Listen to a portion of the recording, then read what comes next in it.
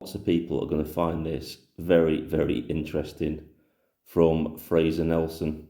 Apparently, he's just finished doing a documentary with Nigel Farage, and he's basically come away. It says here on this thing, Farage doesn't really want to be PM, and he's frightened of the possibility of winning.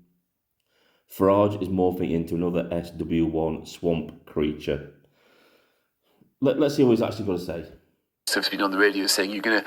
Well, the most interesting question you can ask Nigel Farage if you get the chance is, do you want the job? Do you wish it was you at number 10? Do you want to sort out the health service? And all of these other tasks which are so big and complicated that everybody else has failed? He'll never give a straight answer.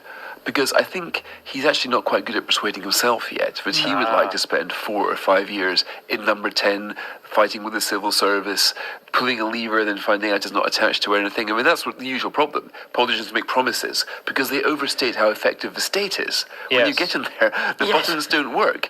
And so you've promised you're going to do X, Y, and Z. When you told, oh, sorry, Minister, we can't do that. But you don't actually admit, sorry, guys, the state doesn't work. You've got to go and pretend otherwise. So he realises that the dysfunctionality of government will afflict no matter who goes in there. You get the 4 best prime ministers we ever had, bring them back, put them there, and they will struggle to turn around the NHS. Right. And they will come up against the same laws that stop you sorting out the border control, etc. So I think that right now he's a bit of a bluffer at the auction. Right. I think that he's winning and he's scared that he might. I don't think any of his Now, during it, I was saying to him, look, Zia used to have been on the radio saying you're going to track down and expel every single legal immigrant, 1.2 million. Right? No country in the world has ever come close to doing that. So how can you make that pledge? Yeah. And then you say, oh, well, I'm not quite sure. I would say it was a promise. It's more of an aspiration.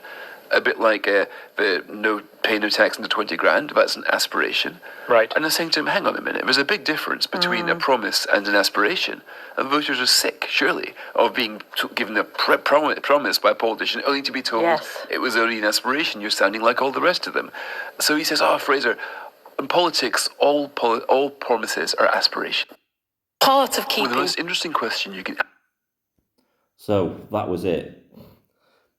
So we know Farage doesn't want to win the general election. He's afraid to. And I think that's why he bailed in 2019, because if he'd have fielded his MPs, he would most likely have won the general election because people were looking for change. And the reason he stood down all his MPs at the last minute and let Boris Johnson walk into the job is because he hasn't got a spine and he's afraid to lead. That's the trouble. Nigel Farage loves all the attention that's going on at the minute. He loves the build-up to being into number 10. But for actually being Prime Minister and taking the job, he doesn't want that. He will back out. And so, yeah, voting for the Reform Party is not an option.